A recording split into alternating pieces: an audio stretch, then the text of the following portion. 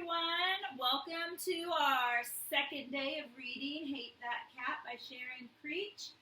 I hope that you're all snuggled up too. If you're watching this with me on Thursday, you understand why I have all this. It got a lot colder overnight. All right, back to our story. October 19th, The Yips, inspired by Mr. Edgar Allan Poe, written by Jack. Hear the dog with their yips, squeaky yips. What a funny squeaking sound coming from their lips. How they ripple, ripple, ripple in the shadow of a pickle, in the yip-a-yabulation through the air. From the yip, yip, yip, yip, yip, yip, yip, from the squeaking and the rippling of the yips. Can you hear Bella? She's upstairs yipping as I'm saying this. P.S. I'm not quite sure how the pickle got in there. October 22nd. If you could not hear, you wouldn't hear all those funny yip, yip, yips. But you could see the dog bouncing his head up and down, his mouth flapping, and maybe you would get the idea that he was making the same sound over and over. Maybe. But how would you even know what sound is? Good question. October 24th. I like Maggie's Buzz poem that you put on the board on that orange paper. And yes, you can put up my Yip poem up there, and you can put my name on it too. In my head, there are so many bells and buzzes and yips, all jingling and clinking around, bumping into each other. Very noisy in my head. If you cannot hear, it must be so inside your head. How are your purr kittens? I would write a purr poem, except I really don't like C-A-T-S, cats. November 13th. When you read that kitten poem by Miss Valerie Worth, is she alive?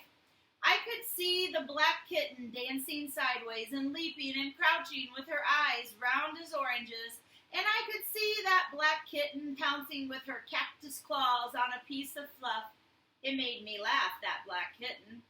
It reminded me of my dog Sky, how he would dance around a skittering leaf as if it was alive, and he would cock his head and wag his little tail and scoot backwards, and then yip and pounce on the fluttery leaf. He made me laugh, that Sky. And I hate to admit it, but the kittens that you brought to class weren't so creepy. I'm not saying I like cats. Dogs are much better. But those kittens were fantastically funny. The way they were skittering and purring. I guess I never saw a kitten up close before. Only big, creepy cats that look like they would love to scratch you. November 20th. I told my dad about those furry kittens that you brought into school, and he asked me if I would like one. And I said, no, no, no, no, no. He is coming to parent conferences tonight, and I just want you to know that I said, no, no, no, no, no. November 21st. Why? Because kittens grow up to be cats. And what do cats do? Do they play ball with you, or jump up on you, or lick your face all slobbery kissy to show that they love, love, love you? I know one fat black cat. I hate that cat. Who is meaner than mean. I hate that cat. And besides, even if you had a nice cat that you loved, it might run outside and into the street and get squished by a car going fast, with so many miles to go before it sleeps. Or it could get sick, really, really sick, and never get better. Or it could run away or get lost and end up somewhere else. I hope I do not hurt your feelings, but cats are cats and dogs are dogs. P.S. Thank you for saying nice things about me to my dad last night. He liked my Yip poem up on the wall, and he likes you too. For true, I'm not just saying that to make you feel good. For true? Did you catch that? Do you remember when that was in our Cinderella story from the Caribbean, and she always said for true? Well, apparently Jax does it too. P.S.S. No, I cannot write about my mother. That would be impossible. He did his syllables. November 27th. Yes, I know that all those bad things could happen to a dog too, which is why I don't want a dog either. I already had a dog. My dog Sky. My funny, furry, smiling dog Sky. November 30th. It's strange that now when you read a poem to the class, I hear alliteration popping out everywhere. I never heard it before, and maybe I heard the sounds, but I didn't know why they were sticking in my head. Real quick, what was alliteration? Give you a 3-second thinking time.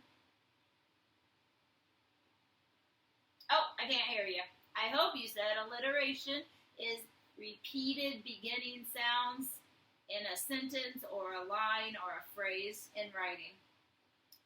Just the repeated beginning sounds like creepy cat.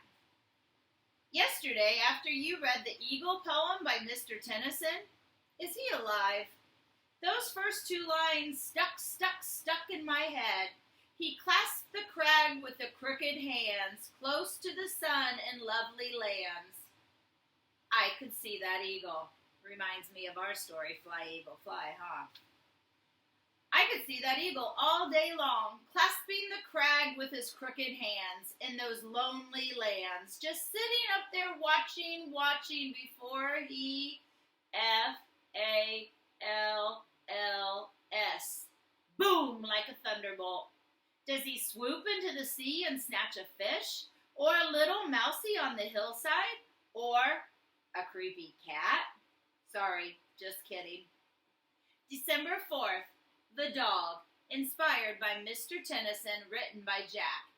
He pats the kitten with puffy paws near the window draped with gauze and yawns and opens up his jaws. The wrinkled rug beneath him lies. He watches with his big black eyes. And like a lazy boy, he sighs. Well, at least the dog didn't eat the kitten. December 6th. Those kittens of yours surprised me. They got so big, and they are so funny, especially for a cat. And that black one, with the white spot on her forehead, she fell asleep right in my lap, even though I didn't pet her. Well, only a teeny bit. And she was purring, lots of R's to stretch that sound out, while she slept, so I think she was happy. But don't get me wrong, a dog is still much better than a cat. December 11th. The Red-Headed Mailman, inspired by Mr. William Carlos Williams. Remember him? Written by Jack. So much depends upon a red-headed mailman walking up the drive holding a blue postcard. Did you believe the postcard I brought in? Did you believe that Mr. Walter Dean Myers, my all-time favorite poet? Hold on 1 second. Here is one of the books we got new this year that I'll be sharing that is by Walter Dean Myers. And this one was given to us by Ella G. So thank you guys again. And you guys will be hearing from that book later. All right, back to our story. Walter Dean Myers, my all-time favorite poet, who visited our class last year, that Mr. Walter Dean Myers himself sent me a postcard? I didn't believe it when I saw it. I sat right down on the steps and read it about 50 times. And do you believe he mentioned, make a prediction. What did he mention? You ready? Here it is. He mentioned his cat. His cat. I love that postcard. Love, love, love it. But I'm still a little surprised that Mr. Walter Dean Myers has a cat. I thought he would have a dashing dog, or maybe a hearty horse. It's hard to picture Mr. Walter Dean Myers with a cat. And that is all we're going to read today. That was our 10 minutes. All right. We will be continuing at December 13th next time. And I look forward to sharing with you again. Bye-bye.